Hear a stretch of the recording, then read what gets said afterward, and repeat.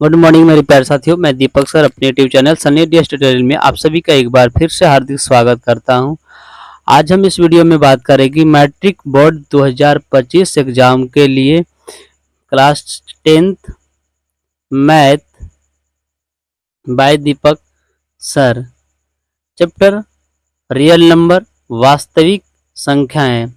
और इस वास्तविक संख्याएं में वन शॉट वीडियो लेकर आए जिसमें से पूरे 27 क्वेश्चन पार्ट 1 वीडियो में कवर करेंगे और जो कि प्रीवियस ईयर प्रश्न है और ये 100% परीक्षा में आने की संभावना है, जो कि प्रीवियस ईयर प्रश्न को लेकर आए हैं।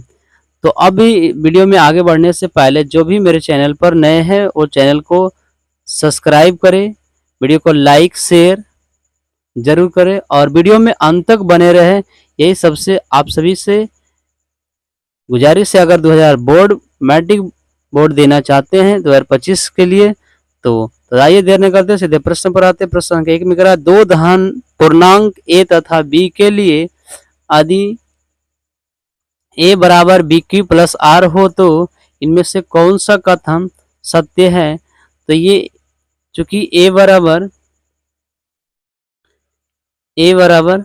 बी क्यू प्लस आर ये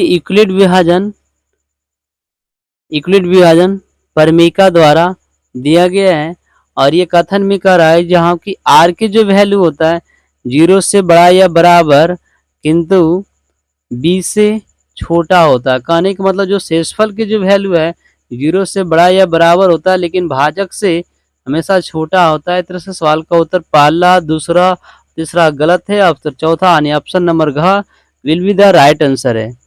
तो अब प्रश्न संख्या 2 की ओर बढ़ते हैं। 2 की ओर बढ़ने से पहले मेरे चैनल को सब्सक्राइब आप जरूर कर लें ताकि डेली वीडियो अपलोड देखने के लिए बने रहें। तो दूसरा में करा √18 का परिमीकरण गुणांक कौन है। √3, √2, √6, √18। तो जल्दी से अपना उत्तर कमेंट बॉक्स में देख कि √18 का परिमीकरण गुणांक कौन है, परिमीकरण गुणांक कौन है।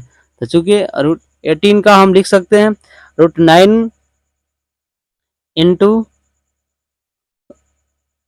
2। अब हम क्या करें, √9 को अलग कर लेंगे और √2 को अलग कर लेंगे और √9 का जो वर्गमूल होगा वो 3 होगा और √2 का वर्गमूल √2 ही रहेगा। तो अब जो √2 जो है वो क्या हमारा ये परिमीकारी गुणांक है। इस तरह से सवाल का उत्तर जो होगा हमारा ख हो जाएगा। इस तरह से प्रश्न का उत्तर। अब इससे क्या करें, पूरा प्रश्न को सोल्यूशन करते इसका परिमेय संख्या क्या मिलेगा। अगर परिमीकारी गुणांक से अगर गुना करेंगे तो इसका उत्तर क्या मिलेगा, तो इसका उत्तर 6 मिलेगा। क्या मिलेगा, 6। तो यही जो हमारा √2 है जो कि अपरिमेय को परिमेय बनाए यही परिमीकारी गुणांक कहलाता है। तो √2 हमारे क्या है, सवाल का उत्तर हो गया ऑप्शन नंबर ख will be the right answer. चलते हैं प्रश्न संख्या तीसरा की ओर बढ़ते हैं। तो प्रश्न संख्या 3 में कह रहा है कि 45 तथा 60 का मसा है और ये बहुत इंपॉर्टेंट प्रश्न। 45 होगा, 3 होगा, 1 होगा, 15 होगा। तो जल्दी से अपना उत्तर कमेंट बॉक्स में दे कि 45 तथा 60 का मसा है। तो 45 और 60 दो संख्याएं हैं जिनका हमें मसा बताना है। तो 45 को हम इस तरह से तोड़ेंगे, क्या कैसे तोड़ेगी, तो 45 को लिखते हैं 15 गुने 3 और 60 को हम तोड़ते हैं 15 गुने 4 में। अब हम 15 गुने 4 में तोड़ते हैं तो 15 दोनों में कॉमन है। इस तरह से HCF जो हो जाएगा हमारा कितना हो जाएगा, 15 हो जाएगा। कितना हो जाएगा, 15 होगा। तो इस तरह सवाल का उत्तर क्या होगा, 15 यानी ऑप्शन नंबर घ will be the right answer. और वीडियो में अंत तक बने रहे मेरे प्यारे साथियों और वीडियो में अंत तक बने रहने के लिए आप धन्यवाद।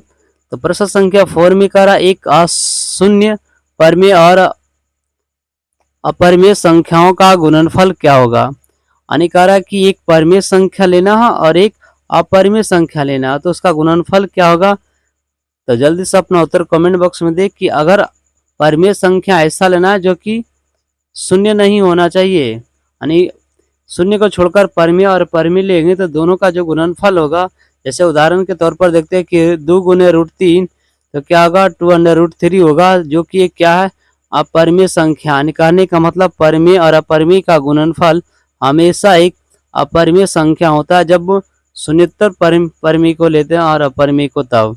जैसे सवाल का उत्तर क्या होगा, ख will be the right answer होगा। क्या होगा, ख इस सवाल का उत्तर सही होगा। तो चलते हैं प्रश्न संख्या 5 की ओर बढ़ते हैं।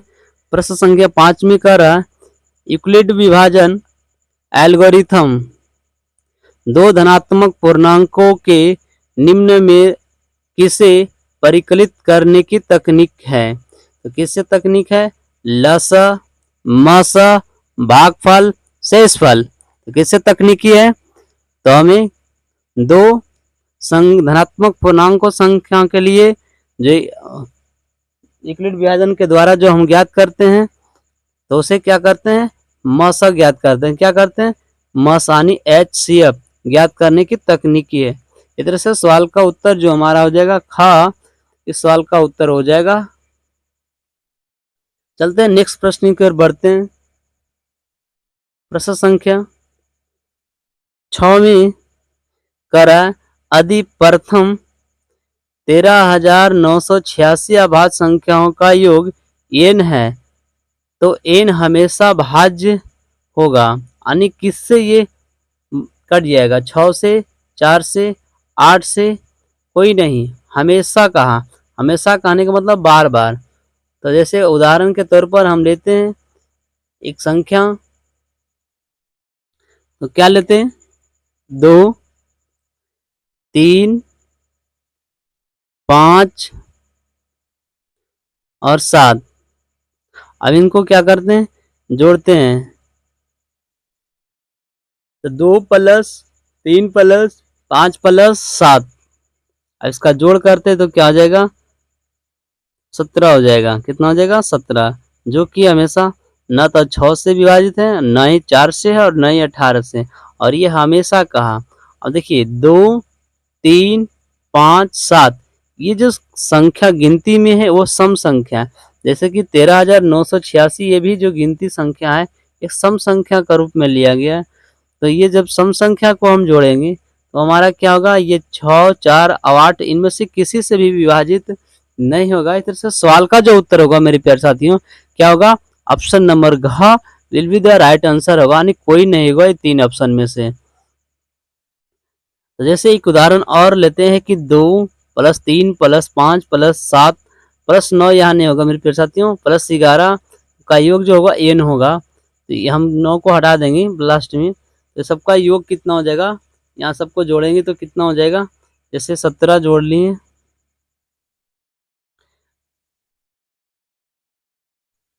और 17 और कितना हो जाएगा इधर से 26, इसमें से हम 9 घटा देंगे तो कितना बच जाएगा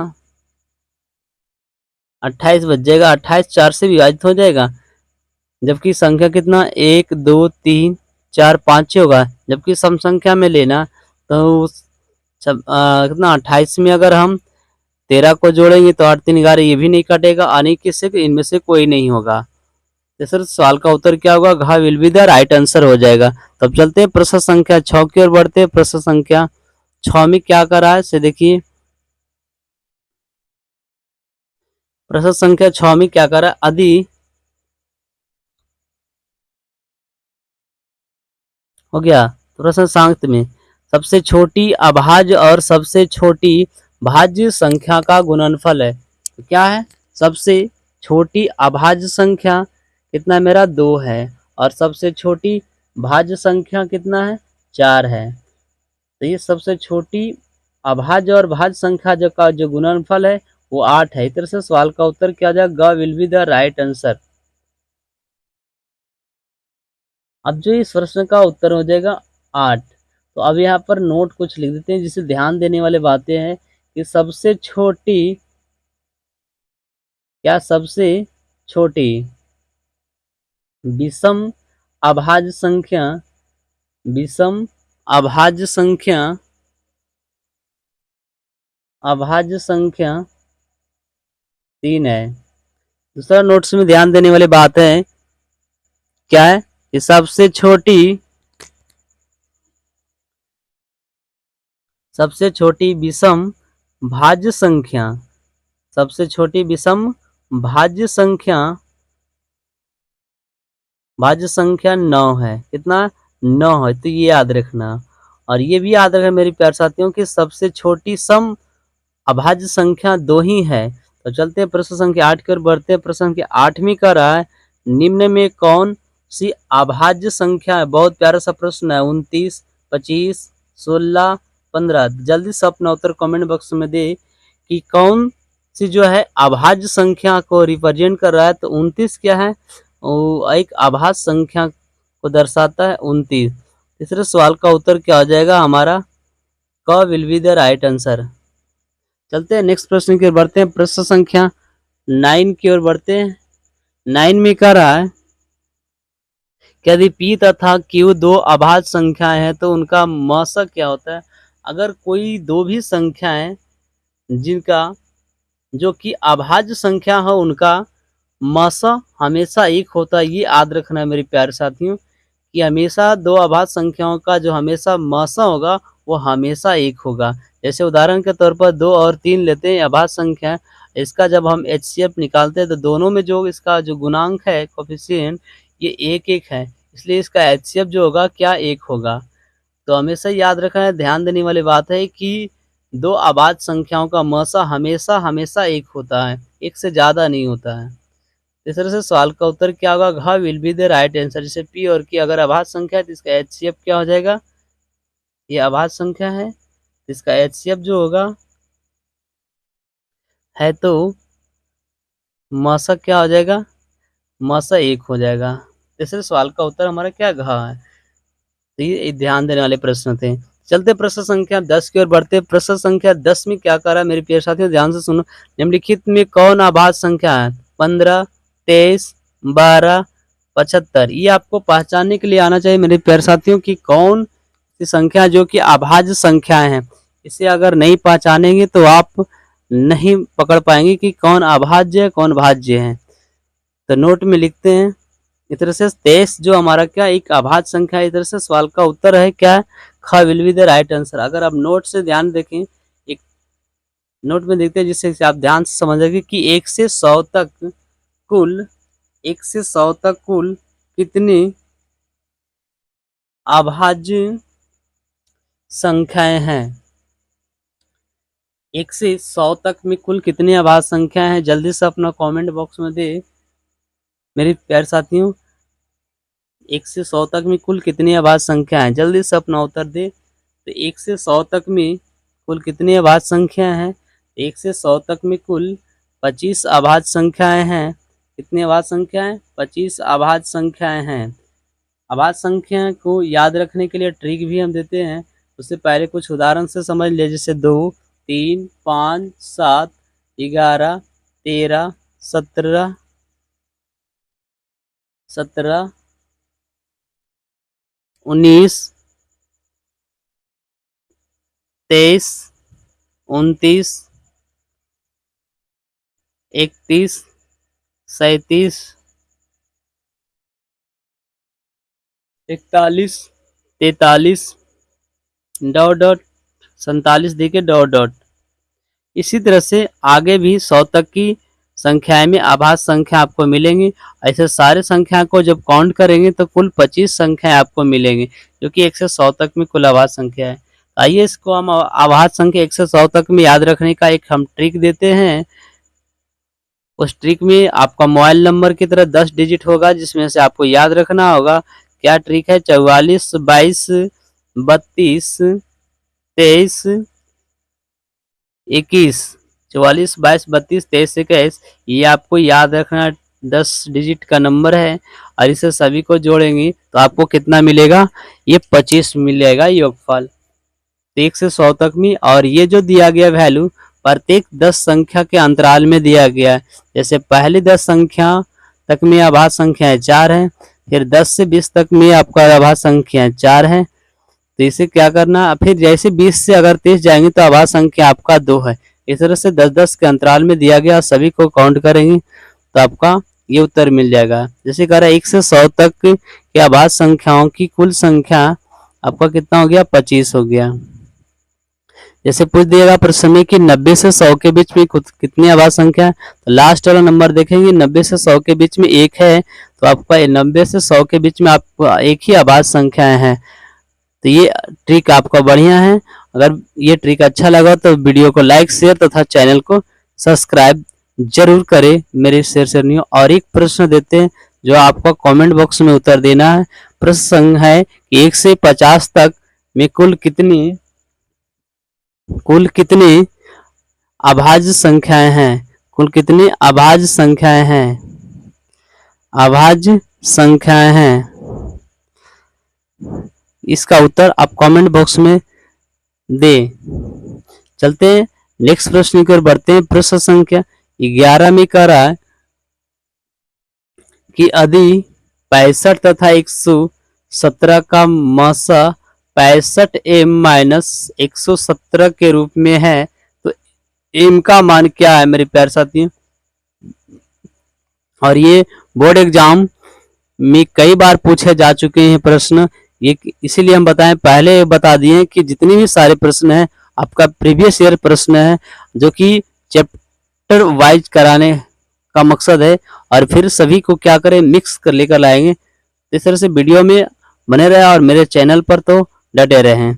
तो आइए 65 और 117 को तोड़ते हैं। तो 65 को तोड़ते हैं 13 गुने 5 और 117 को तोड़ते हैं 13 गुने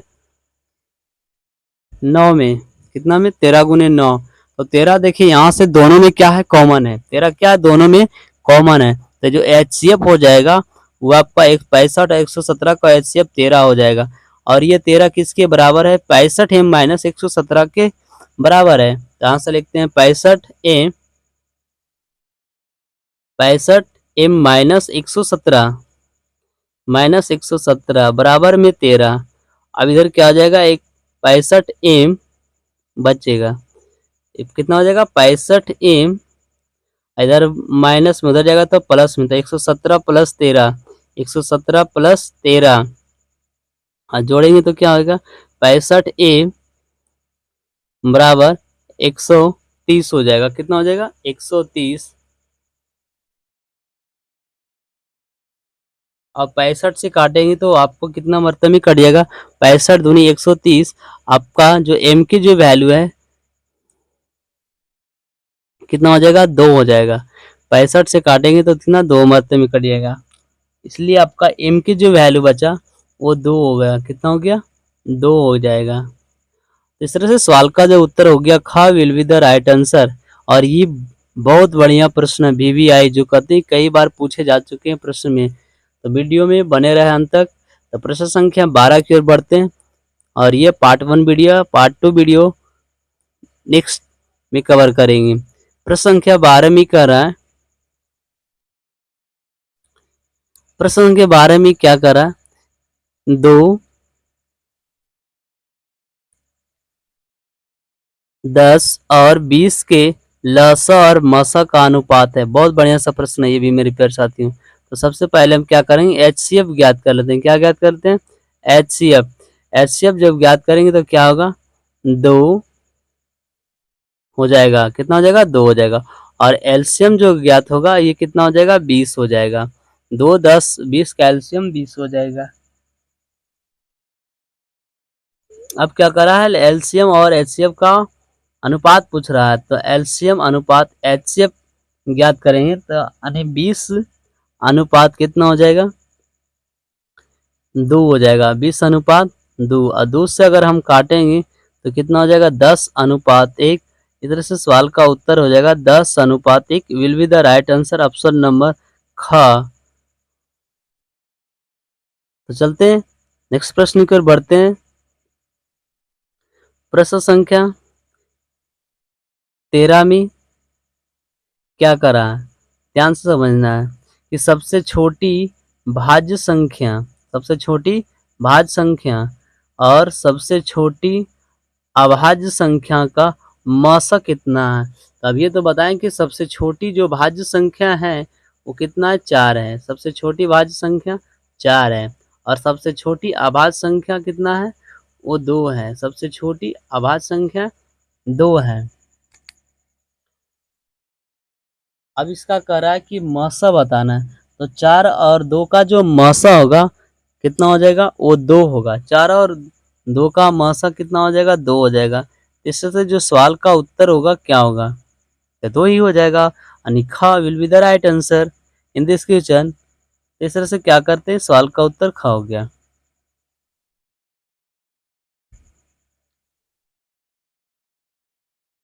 तो क्या होगा, 4 और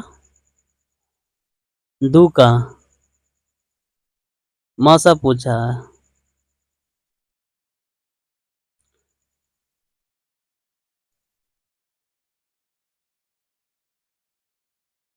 कितना, 2। चलते नेक्स्ट प्रश्न की ओर बढ़ते, प्रश्न संख्या 14 की ओर बढ़ते। प्रश्न संख्या 14 में करा, यदि ए और बी अभाज्य संख्या है तो ए और बी का लसा है।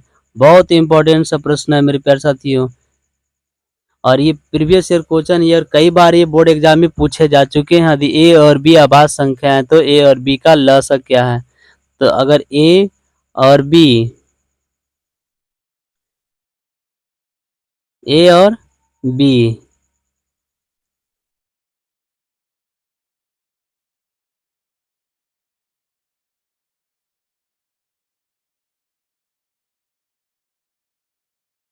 क्या हो गया, ए और बी ये दो अभाज्य संख्या है, तो इसका जो क्या होगा, एलसीएम होगा। क्या होगा, एलसीएम। जैसे उदाहरण के तौर पर समझ लेते हैं यहाँ पर,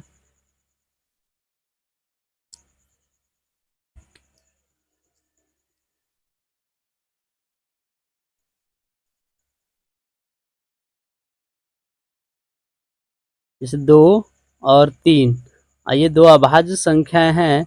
इसका जो लसा होगा वो 2 गुने 3 हो जाएगा, तो इसका लसा कितना होगा, 6। इसी प्रकार से ए और बी का जो लसा होगा ए बी होगा, तो सवाल का उत्तर क्या हो जाएगा, ग will be the right answer हो जाएगा। क्या हो जाएगा, ग will be the right answer होगा। प्रश्न संख्या 15 की ओर बढ़ते। 15 में करा, दो लगातार संख्याओं का मसा है। दो लगातार संख्याओं का मसा क्या होगा मेरे प्यारे साथियों, जैसे 2 और एक या 2 का लसा जो होगा, सॉरी मासा जो होगा क्या होगा, वो 1 होगा। क्या होगा, 1 होगा। ऑप्शन नंबर ख will be the right answer. चलते हैं नेक्स्ट प्रश्न के बढ़ते। प्रश्न संख्या 15 में करा, 5005 के कितने अभाज्य गुणनखंड है। कितने अभाज्य गुणनखंड है, और ये कई बार बोर्ड एग्जाम में पूछे भी जा चुके हैं कि 5005 के कितने अभाज्य गुणनखंड है। ये प्रीवियस ईयर क्वेश्चन है। तो आइए इस प्रश्न को हम सोल्यूशन करते हैं। तो कितना है, 5005 को हम पहले क्या करते हैं, अभाज्य गुणनखंड के रूप में तोड़ते हैं। तो 5 से लगाते हैं तो क्या होगा, ये 1001 के रूप में टूटेगा। अब 11 से लगाते हैं, 11 9 99, और 11 एकम 11। उसके बाद हम कितना से लगाते हैं, 7 से लगाते हैं। तो 7 से लगाएं तो 13 91 हो जाएगा। इस तरह से इसको अब हम लिखते हैं तो कितना हो जाएगा, 7 गुने 5 गुने 11 गुने 13। अब इसका जो जोड़ेंगे, 5 7 5 11 13, ये सभी क्या है, हमारा अभाज्य संख्या है। और इसकी जो संख्या है कितना है, 4 है। इसकी संख्या कितना है, 4 है। जैसे सवाल का उत्तर क्या आ जाएगा, 4। ऑप्शन नंबर ख will be the right answer. 5 और 5 के कितने अभाज्य गुणनखंड हुए, तो 4 हुए। चलते हैं नेक्स्ट प्रश्न की ओर बढ़ते हैं। प्रश्न संख्या 17 की ओर बढ़ते हैं। 17 में कह रहा है कि 6 8 और 22 का लस और मस का अनुपात है। बहुत प्यारा सा प्रश्न मेरे प्यारे साथियों। 6 8 और 22 का लस और मस का जो अनुपात है, यह VBI क्वेश्चन है। और ये आपका जो रिकॉर्ड किया जा रहा है वीडियो, आप किसके के द्वारा किया गया, ये दीपक सर के द्वारा किया गया है, जिसका आप यूट्यूब चैनल का यहाँ पर लोगो भी आपका स्क्रीन पर दिखता होगा। तो आइए सबसे पहले हम एलसीएम निकालते हैं 6 8 और 22 का। इसका 22 का। तो अब इसका जब एलसीएम निकालेंगे तो कितना हो जाएगा, सबसे एलसीएम निकालने का सबसे आसान तरीका जब क्या होगा, 90 सॉरी जो बड़े नंबर होते हैं उसको फैक्टर में कन्वर्ट करो, तो 22 को हम तोड़ देते हैं 2 गुने 11। अब 8 बनाने के लिए 4 की आवश्यकता है, क्योंकि 4 दूनी 8, और 6 बनाने के लिए 3 2 है तो 3 की आवश्यकता है, 3 से मल्टीपल कर दिए। तो अब जो ये फाइनल मिला में रिजल्ट, ये आपका लसा मिल जाता है। इन सभी का जो गुणनफल होता है कितना होता है, 264 होगा। कितना होगा, 264।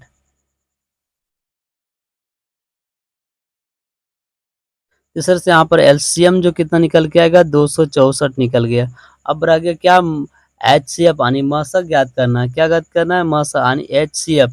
एचसीएफ ज्ञात करने के लिए क्या हो जाएगा, 6 8 और 22 का जो एचसीएफ होगा क्या होगा, 2 होगा। कितना होगा, 2 होगा, क्योंकि 2 ऐसी सबसे हाईएस्ट कॉमन फैक्टर है जो 6 8 और 22 सभी को डिवाइड करता है, इसलिए इसका एचसीएफ कितना हो जाएगा, 2 हो जाएगा। तो अब ये आता है कि एलसीएम अनुपात एचसीएफ यानी 264 अनुपात 2, तो 2 से काटेंगे तो कितना बचेगा, 132 मात्रा में कट जाएगा। कितना, 132। इस तरह से सवाल का उत्तर होगा 132 अनुपात 1। ऑप्शन नंबर का will be the right answer in this question. चलते हैं नेक्स्ट प्रश्न की ओर बढ़ते हैं। प्रश्न संख्या 17 की ओर बढ़ते हैं। 17 में कह रहा है कि 2 परिमेय संख्याओं के बीच अधिकतम कितनी परिमेय संख्या हो सकती है। तो 2 परिमेय संख्याओं के बीच मेरे प्यारे साथियों अनंत परिमेय संख्या हो सकती है। तो इस तरह से सवाल का उत्तर ऑप्शन नंबर घ will be the right answer. चलते हैं प्रश्न संख्या 19 की ओर बढ़ते हैं। आपका प्रश्न संख्या 19 में क्या कर रहा है, यदि 2 संख्याओं का गुणनफल 2166 है एवं उनका मस 19 है तो उनका लसा होगा। तो आइए, ये आपका एक टॉपिक है, लसा गुने मसा बराबर होता है पहली संख्या गुने दूसरी संख्या, और ये सिर्फ फार्मूले के आधारित पर ये प्रश्न टूटेगा। तो ये फार्मूला क्या है, फार्मूला लसा एलसीएम गुने एचसीएफ बराबर क्या हो जाएगा, ए गुने बी। क्या हो जाएगा, ए गुने बी, जहाँ ए और बी क्या है, 2 संख्याओं का गुणनफल है, और ये 2 संख्याओं का गुणनफल दिया है। कितना है, 2166 दे रखा है। तो हम इधर क्या करेंगे, 2166 रख देते हैं, 2166। अब 2166 है और इसका इधर क्या एलसीएम है, एलसीएम गुने एचसीएफ की वैल्यू कितना, 19 है। अब यहाँ से हम 19 रख देते हैं, तो 19 से अगर हम काटेंगे तो आपको कितना मरतबे में कट जाएगा, 144 मरतबे में कट जाएगा। कितना मरतबे में कट जाएगा, 144 मरतबे में कट जाएगा।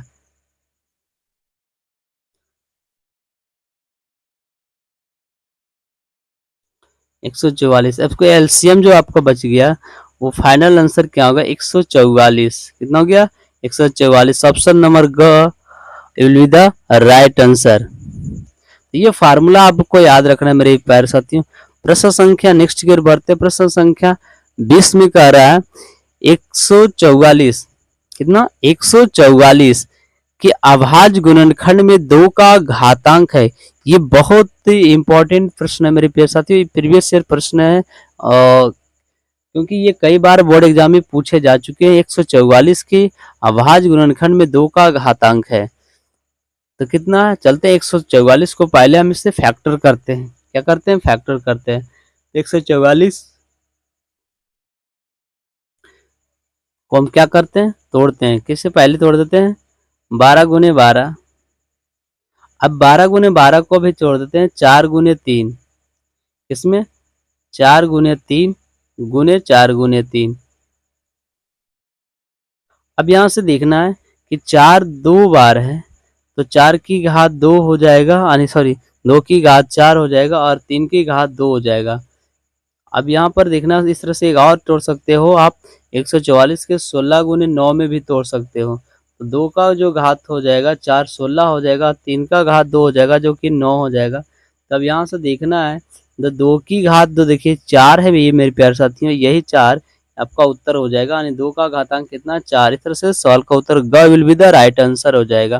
चलते हैं नेक्स्ट प्रश्न की ओर बढ़ते हैं। प्रश्न संख्या 21 में कह रहा है 2 संख्याओं का गुणनफल 8670 है। यहाँ फिर भी वही करा है, HCF गुने LCM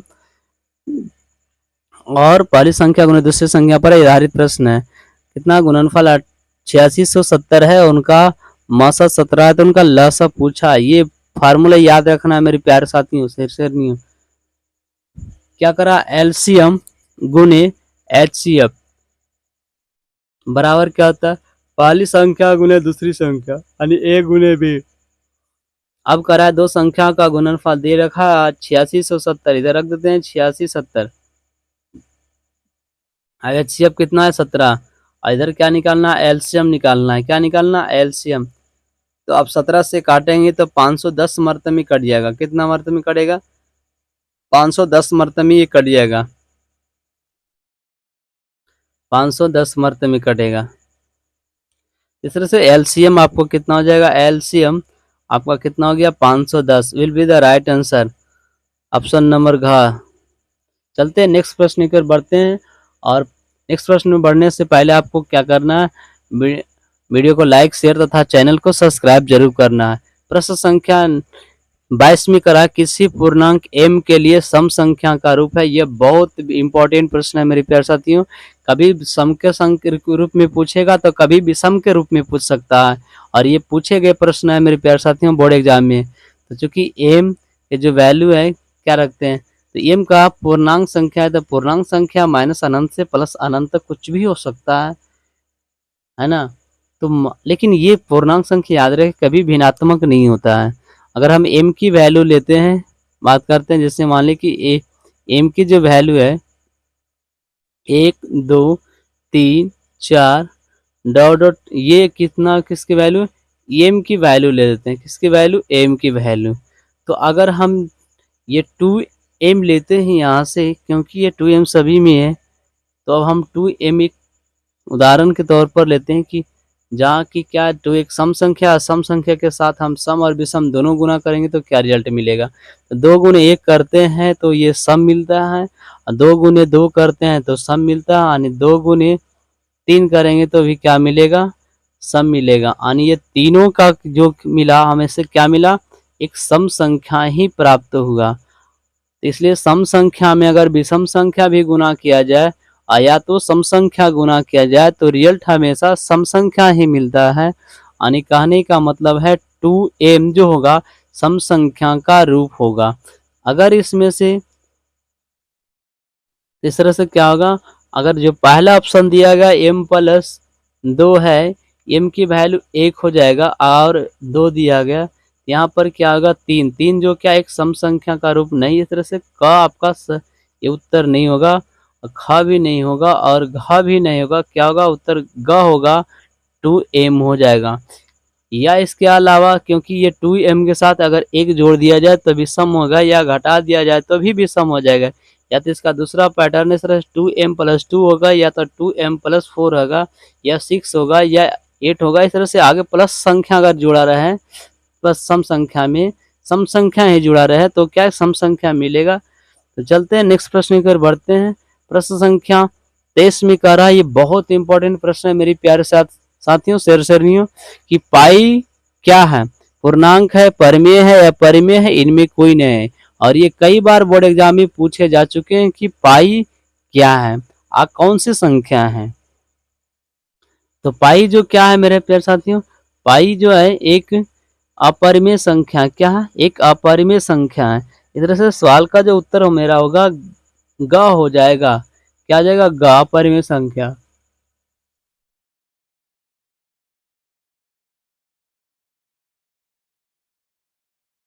ग हो जाएगा। लेकिन जो पाई का जो सन्निकट मान है, क्या है, सन्निकट मान जो है 22/7, वो क्या आ जाएगा, एक परिमेय संख्या है। क्या है, परिमेय संख्या। कभी कभी ये आपका भी पूछ लिया जाएगा मेरे प्यारे साथियों कि जो पाई का मान 22/7 है ना, वो कौन सी संख्या है, यानी 22/7 कौन सी संख्या है, तो वो एक परिमेय संख्या है, ये भी याद रखना है। ये क्या, पाई का जो निकटतम वैल्यू है। इस तरह से सवाल का जो फाइनल उत्तर होगा हमारा क्या होगा, अपरिमेय संख्या होगा। चलते हैं नेक्स्ट प्रश्न की ओर बढ़ते हैं। प्रश्न संख्या 24 की ओर बढ़ते हैं। 24 में कह रहा, निम्नलिखित में कौन संख्या अपरिमेय है? बहुत प्यारा सा प्रश्न है मेरे प्यारे साथियों। निम्नलिखित में करा कौन संख्या अपरिमेय है? अपरिमेय और अपरिमेय आपको पहचानने के लिए 1 से 2 प्रश्न, आपको कम से कम 2 प्रश्न तो मिलेगा ही, जो कि आपका बोर्ड एग्जाम फाइनल में भी पूछेगा। इसलिए परिमेय और अपरिमेय पहचानने के लिए आना चाहिए। जैसे पहला ऑप्शन में है 36/64 यानी 6/8, ये परिमेय हो गया, तो गलत हो गया उत्तर।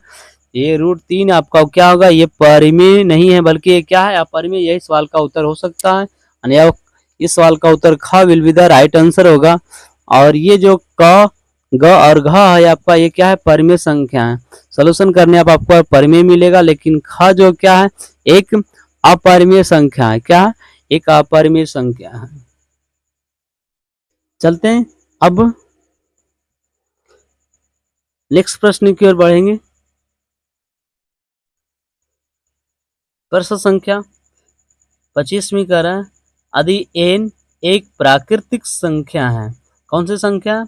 अगर मान लिया जाए कि n जो है कोई भी एक प्राकृतिक संख्या है, तो वो क्या कहता है कि हमेशा प्राकृतिक है, हमेशा अपरिमेय संख्या, हमेशा परिमेय संख्या, कभी प्राकृतिक संख्या और कभी अपरिमेय संख्या। तो ये अगर कोई संख्या प्राकृतिक संख्या है तो कौन कौन सी संख्या बन सकता है?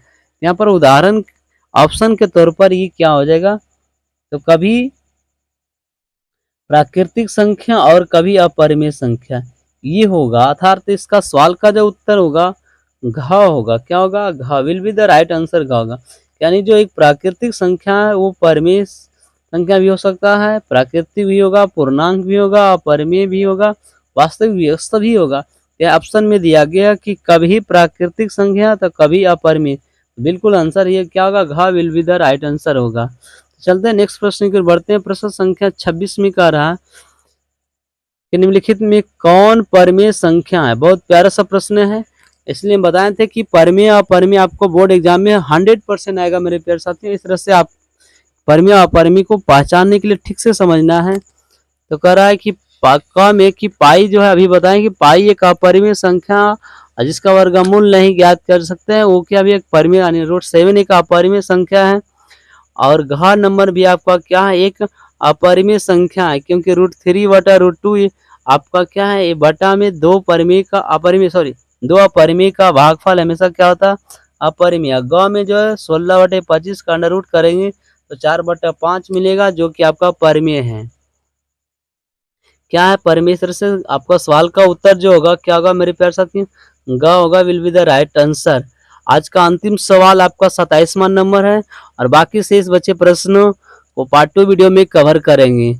वीडियो में बने रहे अंत तक, और वीडियो को जितना ज़्यादा से ज़्यादा होगा अपने दोस्तों में शेयर करें और चैनल को सब्सक्राइब करें। तो पहला ऑप्शन में है √5 + √5, दूसरा में √21/7, और तीसरा ऑप्शन में √11 गुने √11, और घ में 1/√3। तो एक देखिए समझाते हैं कि करा कि अपरिमेय प्लस अपरिमेय क्या होता है? अपरिमेय होता है। अपरिमेय बटे परिमेय आपका क्या हो जाएगा? अपरिमेय। जहां परिमेय एक अशून्येतर संख्या होना चाहिए। क्या होना चाहिए? शून्येतर संख्या, शून्य को छोड़कर भाग देने पर ये आएगा आपको।